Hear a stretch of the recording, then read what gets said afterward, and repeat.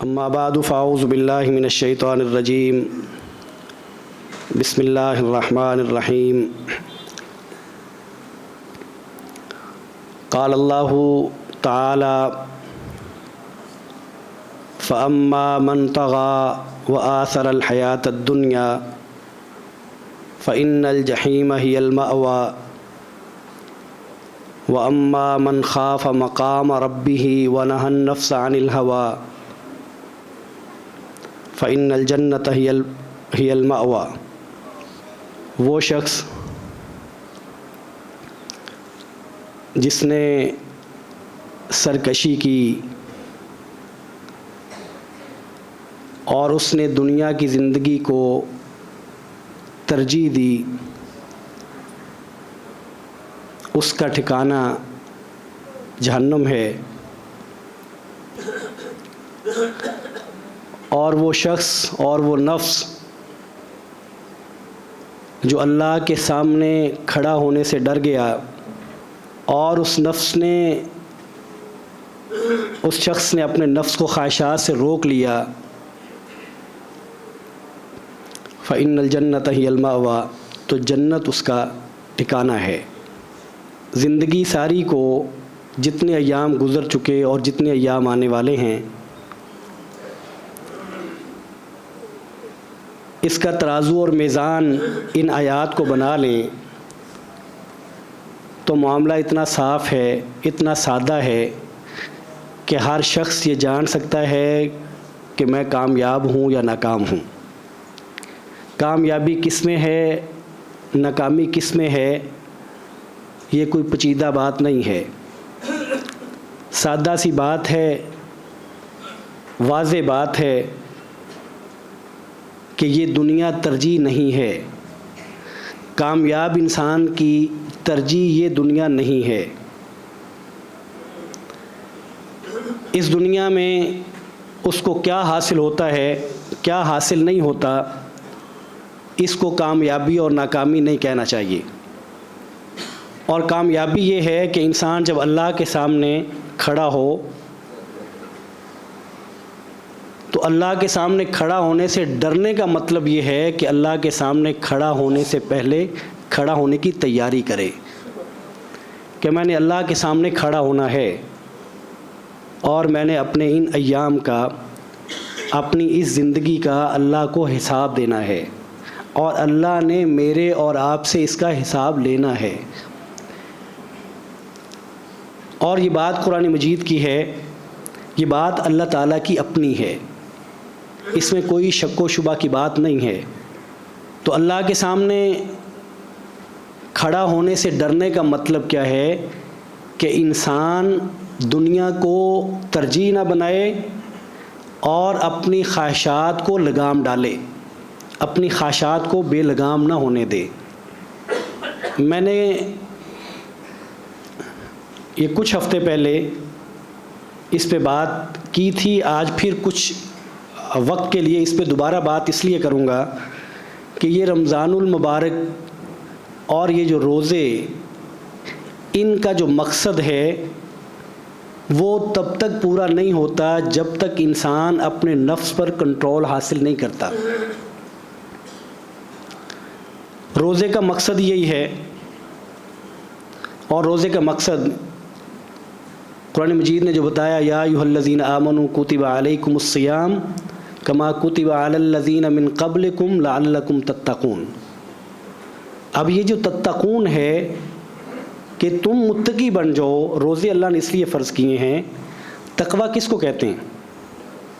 تقویٰ کہتے ہیں اللہ کی حدوں کو پامال کرنے سے رک جانا، اللہ کی حدوں کو نہ چھیڑنا، اللہ کی حدوں کو روندنے سے باز آ جانا، اس کو تقویٰ کہتے ہیں۔ روزہ یہ چاہتا ہے کہ جب آپ یہ ایام گزاریں تو آپ ایسے ہو جائیں کہ اگر آپ پہلے اللہ کی حدوں کو پامال کرتے تھے تو اب آپ یہ پامالی سے باز آ جائیں۔ اللہ کی حدیں واضح ہیں اور سب کے علم میں ہیں، کوئی شخص یہ نہیں کہہ سکتا ہم جتنے لوگ بیٹھے ہیں کہ مجھے اللہ کی حدوں کا نہیں معلوم، سب کو معلوم ہے اگر میں نے اور آپ نے روزہ رکھا ہے اور روزہ رکھتے ہوئے مہینہ گزار دیا ہے اور مہینہ گزارنے کے بعد میری اور آپ کی زندگی میں فرق نہیں آیا، میرے اور آپ کے ایام اور میری اور آپ کی روٹین ویسی ہے جیسی پہلے تھی، تو اس کا مطلب یہ ہے کہ روزے نے مجھے اور آپ کو سبق نہیں دیا۔ اس کا مطلب یہ ہے کہ روزہ جس مقصد کے لیے آیا تھا میں نے اور آپ نے اس مقصد کو نہیں پایا۔ اس کا مطلب یہ ہے کہ میں نے اور آپ نے بھوک کاٹی ہے، پیاس کاٹی ہے، اس کے علاوہ کچھ نہیں کیا اگر ہم نے یہ کام نہیں کیا تو۔ اور یہاں میں بات آگے بڑھانے سے پہلے ایک اور بڑی اہم بات ہے جو ہمیں یہ مقصد پانے سے رکاوٹ بنتی ہے، وہ ایک سوچ ہے، وہ انسان کے اندر ایک بات ہے جو اس کی زندگی اس کو نہیں بدلنے دیتی، اور وہ بات یہ ہے، اور ہم کہتے رہتے ہیں، ممبر سے بھی یہ بات کہی جاتی ہے اور ہم بھی ایک دوسرے سے بات کرتے ہوئے یہ کہتے ہیں کہ نہیں، میں نے گناہ نہیں کرنا، میرا روزہ ہے، میں یہ فلاں کام جو پہلے کر رہا تھا میں نے یہ نہیں کرنا، کیوں؟ یہ رمضان ہے۔ اب کہنے کو یہ بات بڑی اچھی ہے، لیکن اس کا ایک پہلو اچھا ہے، ایک پہلو اس کا اچھا نہیں ہے۔ اس کا اچھا پہلو یہ والا نہیں ہے کہ میں یہ سمجھتا ہوں کہ یہ رمضان میں تو میں نے نہیں کرنا، انتظار کرتا ہوں کہ رمضان کب گزرے کہ میں اس کو کرنا شروع کر دوں۔ یہ پہلو اس کا اچھا نہیں ہے کہ میں گناہوں سے رک جاتا ہوں، یہ رمضان ہے، میں مسجد میں زیادہ آنا شروع کر دیتا ہوں، یہ رمضان ہے۔ اچھی بات ہے، میں یہ نہیں کہتا کہ یہ ٹھیک نہیں ہے، لیکن یہ جزوی اعتبار سے ٹھیک ہے، کلی اعتبار سے ٹھیک تب ہوگی جب میں کہوں کہ میرا روزہ ہے، میں یہ گناہ نہیں کروں گا، رمضان ہے، یہ میں گناہ نہیں کروں گا، اور اب کے رمضان سے لے کے مرنے تک نہیں کروں گا انشاءاللہ تعالی۔ یہ روزہ یہ سکھاتا ہے۔ روزہ یہ تو نہیں کہتا کہ رمضان کا احترام ہے اور اس احترام میں آپ گناہ چھوڑ دیں اور جب شوال کی پہلی تاریخ ہوگی تو آپ دوبارہ سے شروع کر لیں، کیونکہ اب رمضان کا احترام تو باقی نہیں رہا نا، رمضان تو ہے ہی نہیں۔ سو اس بات کو ذہن سے نکالیے کہ رمضان کا احترام اس لیے ہے کہ یہ ایک مہینہ ہے، میں نے اس میں یہ کام نہیں کرنے اور یہ کام میں نے پہلے سے زیادہ کرنے ہیں۔ یہ سیشن ہے، یہ ٹریننگ سیشن ہے، میں نے اس کا ذکر کیا تھا، میں دہراتا ہوں، رمضان کا مہینہ ٹریننگ سیشن ہے، اور اس کا مقصد اس مہینے کے لیے رکنا نہیں ہے، اس کا مقصد زندگی کو بدلنا ہے، اس کا مقصد عادت کو بدلنا ہے۔ جو 11 مہینے جو عادت پختہ ہوتی رہی ہے، ایک مہینے میں اس عادت کو ذک پہنچانا ہے، اس عادت کو توڑنا ہے، ختم کرنے کی کوشش کرنا ہے۔ اس روزے کا مقصد یہ ہے۔ اور اگر میں اور آپ جب روزہ رکھتے ہیں، میں اور آپ جب رمضان آتا ہے یہ عزم کر لیتے ہیں اور پھر اپنی عادت کو اس طرح میچور کرتے ہیں، اس طرح اس کو بہتر کرتے ہیں کہ ایک مہینہ ایسی عادت میری ہو جائے گی کہ پھر اگلے مہینوں میں مجھے مشکل نہیں ہوگی نیکی کا کام کرنے میں۔ اس مہینے میں میری عادت یہ ہو جائے گی کہ پھر اگلے مہینوں میں گناہ کرنے میں مجھے دقت ہوگی اور گناہ چھوڑنے میں مجھے کوئی مشکل نہیں ہوگی۔ اگر یہ معاملہ ایسا ہے تو پھر یہ اس روزے کا مقصد حاصل ہوا، اس رمضان کا مقصد حاصل ہوا۔ ورنہ رمضان زندگی میں کتنے آ چکے ہیں، اگر وہ زندگیاں نہیں بدل رہے، زندگیوں میں فرق نہیں ڈال رہے، عادتیں نہیں بدل رہے، تو یہ رمضان کا ہمارا گزارنا یہ گویا کہ بے فائدہ ہے۔ اور نبی کریم صلی اللہ علیہ وسلم کی جتنی احادیث ہیں روزے سے متعلق اور اس کی فضیلت سے متعلق، یہ تب پوری ہوتی ہیں جب روزے کو اس کے مقصد کے ساتھ گزارا جائے۔ مطلب نبی کریم صلی اللہ علیہ وسلم فرماتے ہیں، من صام رمضان ایمانا و احتسابا غفر له ما تقدم من ذنبه۔ اب اس فضیلت کا معنی کیا ہے کہ جو شخص رمضان کے روزے رکھتا ہے ایمان کی حالت میں ہو, اللہ سے ثواب کی امید ہو, تو اللہ اس کے سابقہ گناہ معاف کر دیتے ہیں. اس فضیلت کا تعلق کس سے ہے؟ اس کا تعلق اس سے ہے کہ آپ روزے کو با مقصد بناتے ہیں, با مقصد روزہ رکھتے ہیں, با مقصد رمضان گزارتے ہیں. اور اگر وہ بے مقصد ہے تو یہ تو فائدہ آپ کو یہاں ہو سکتا ہے کہ آپ کا پیٹ کم ہو جائے, آپ کی کچھ بیماریاں جاتی رہیں, اس طرح کے فائدے آپ کو حاصل ہو سکتے ہیں. وہ فضیلتیں اگر پانی ہے تو روزے کے مقصد کو سمجھ کے اس پہ عمل کرنا ہے. اور اس روزے کا سب سے بڑا مقصد سیلف کنٹرول ہے, ضبط نفس ہے, اپنے آپ پر قابو پانا ہے, اپنی خواہشات کو کنٹرول کرنا ہے. یہ ہوں گی تو کامیابی ہوگی, نہیں ہوں گی تو کامیابی نہیں ہے. اور میں ہمیشہ یہ ذکر کرتا ہوں کہ اس کا تعلق صرف دین کے ساتھ نہیں ہے, اس کا تعلق ضبط نفس کا تعلق صرف دینی کامیابی اور اخروی کامیابی کے ساتھ نہیں ہے. اس دنیا میں جس میدان میں جتنے لوگ کامیاب ہوئے ہیں, آپ ان کی زندگیاں اٹھا لیں, آپ ان کی زندگیوں کو پڑھ لیں, آپ ان کے انٹرویوز سن لیں, وہ کیا کہتے ہیں. میں نے پچھلے دنوں میں ایک فٹ بالر ہیں, غیر مسلم ہیں, ان کا انٹرویو دیکھنے کو ملا, تو وہ کہتے ہیں کہ میری کامیابی کا راز یہ ہے کہ میرا جو پریکٹس سیشن ہے میں کبھی بھی نہیں چھوڑتا, میں نہیں چھوڑتا. میں اپنے سارے جو میرے کام ہیں میں ان کو مینیج کرتا ہوں. میرے بچے ہیں, میری فیملی ہے, دیگر لوگ ہیں, میں اپنے کاموں کو مینیج کرتا ہوں.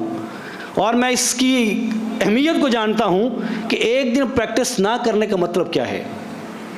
یہ کمی, وہ کہتے ہیں یہ کمی کبھی پوری نہیں ہو سکتی.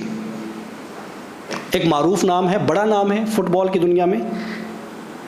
سو جتنے لوگ آپ کو وہ شر کے بندے ہوں یا خیر کے بندے ہوں جو آپ کو کامیاب نظر آتے ہیں, وہ ہیں جو ریاضت کرتے ہیں, جو اپنے آپ پر مشقت کرتے ہیں, اپنے آپ پر جبر کرتے ہیں, اپنے آپ پر کنٹرول حاصل کرتے ہیں.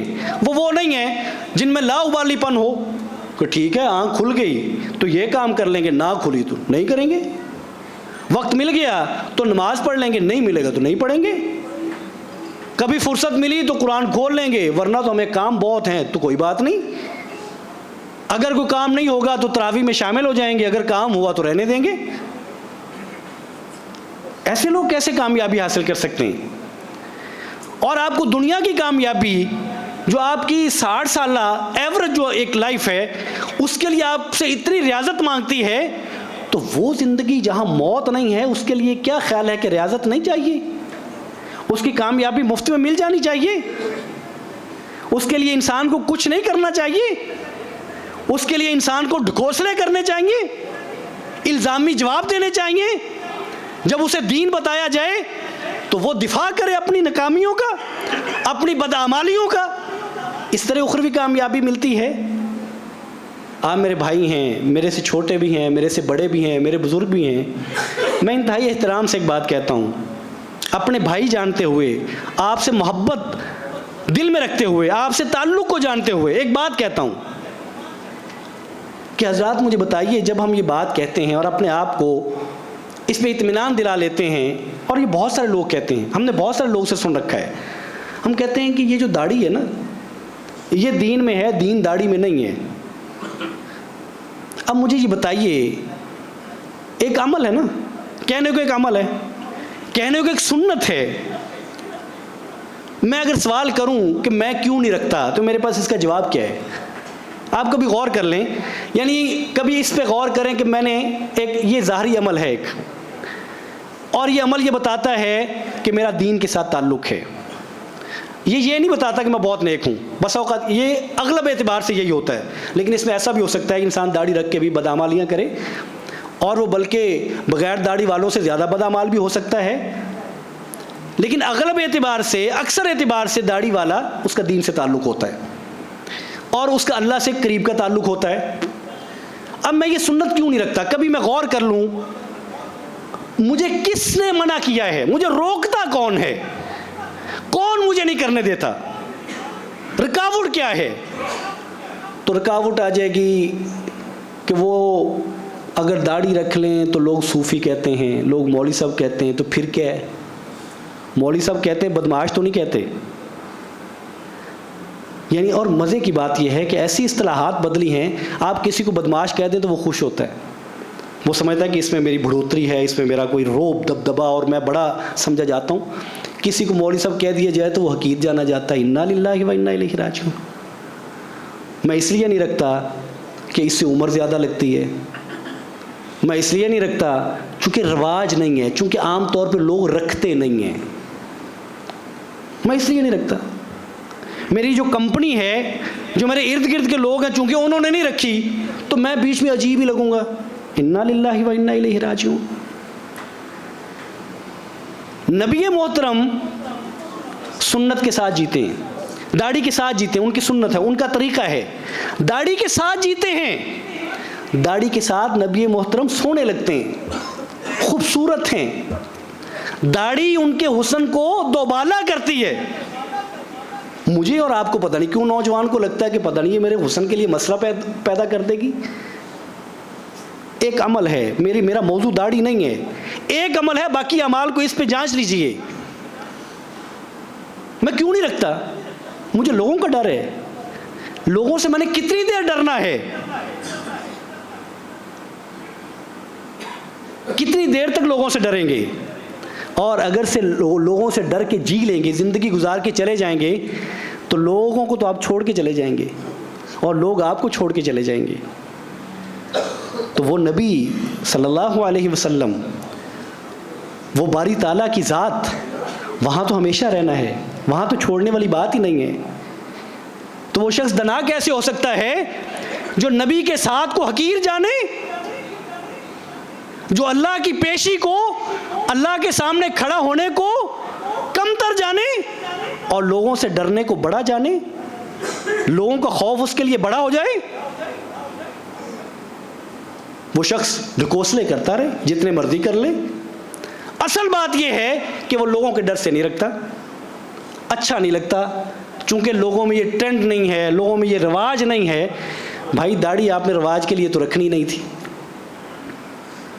اور وہ شخص، اس کا کیا وزن ہے، اس کا کیا ویٹیج ہے، جو بہتے پانی کے ساتھ تنکے کی طرح بہہ جائے. یعنی ہم تنکے ہیں، میری اور آپ کی اہمیت نہیں ہے، میری اور آپ کی وقت نہیں ہے. میں مخالف تیرنا نہیں جانتا.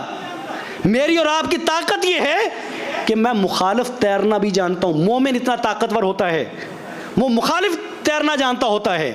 اگر لوگ اس طرف کو زور لگائیں اور وہ زور حق پر نہ ہو تو وہ مخالف زور لگاتا ہے. یہ مومن ہوتا ہے.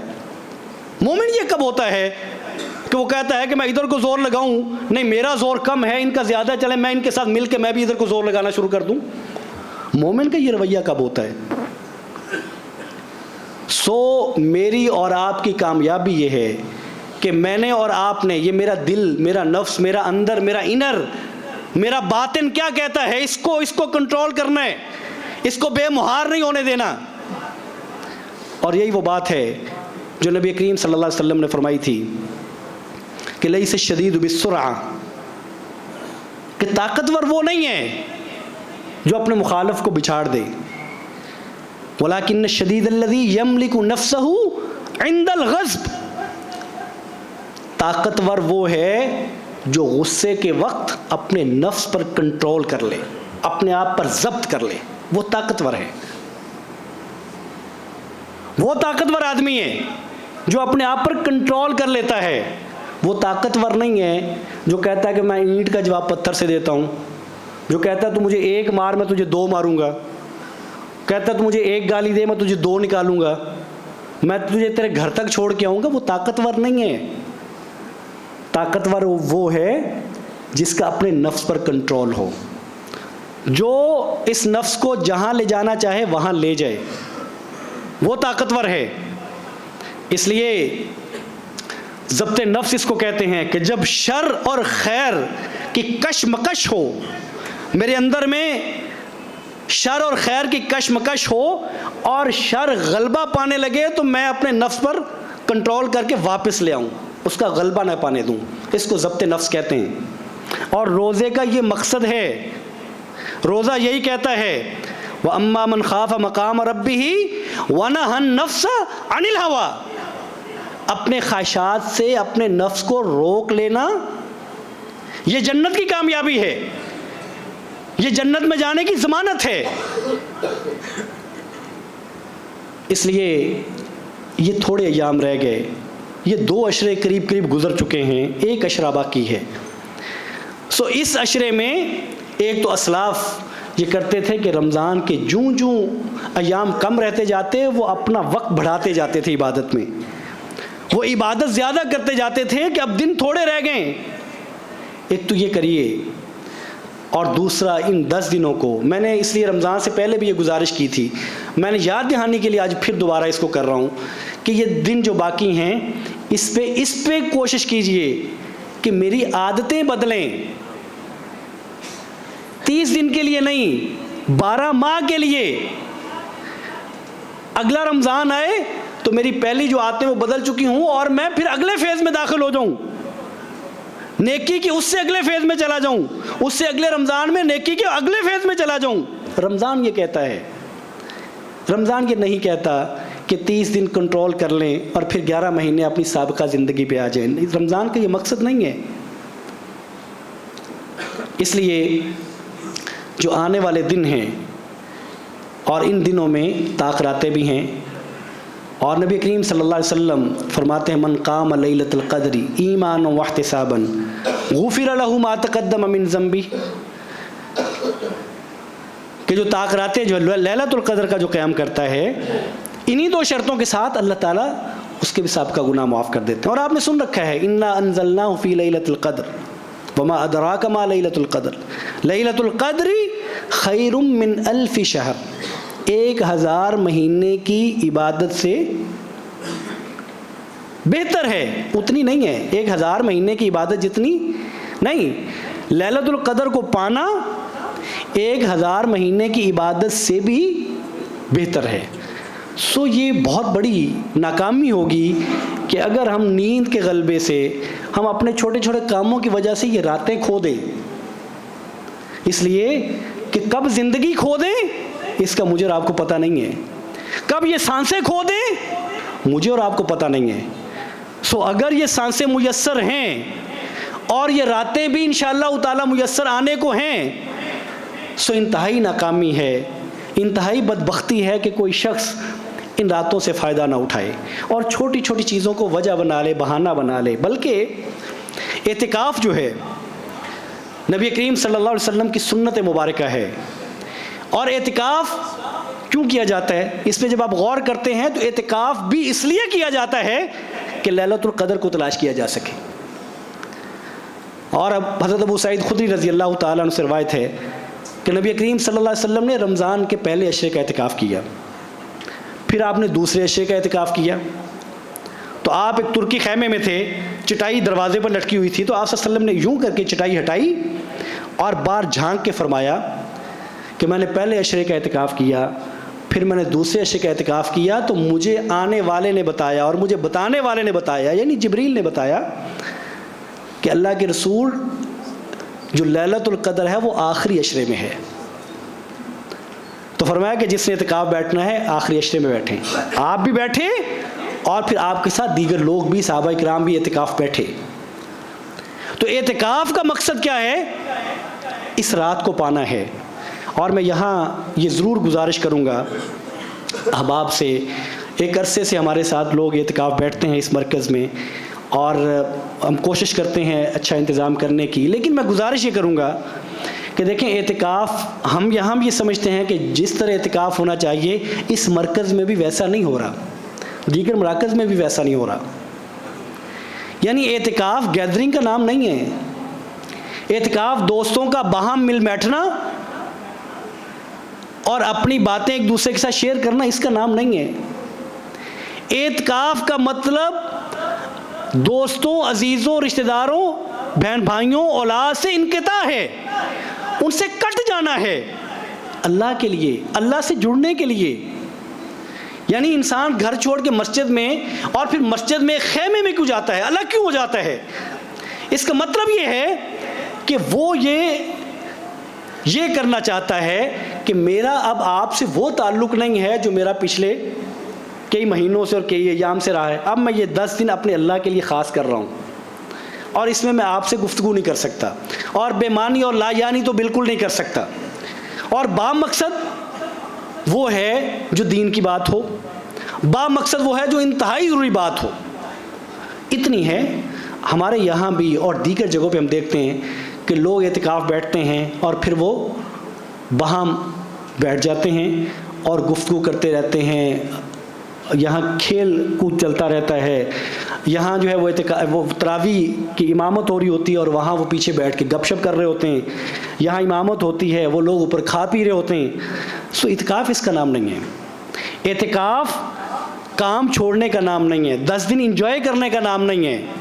اعتکاف نام اس کا ہے کہ اگر میرے ذمہ داریوں نے, میرے دوستوں نے, میری کمپنی, میرے رشتہ داریاں, میرے بہن بھائی, میری اولاد, میرے بچے, اگر انہوں نے میری زندگی پہ اتنا اثر ڈال دیا ہے, اتنا غلبہ پا لیا ہے کہ میں اپنے رب کریم سے دور ہو چکا ہوں, تو اب میں نے اپنے رب کے نیڑے ہونا ہے, اب میں نے اپنے رب کے قریب جانا ہے, اب میں نے ان کو پیچھے ہٹانا ہے, پیچھے ہٹا کے میں نے اپنے رب کی قربت حاصل کرنی ہے, میں نے اپنے رب سے راز و نیاز کی باتیں کرنی ہے, میں نے اپنے رب کو منانا ہے.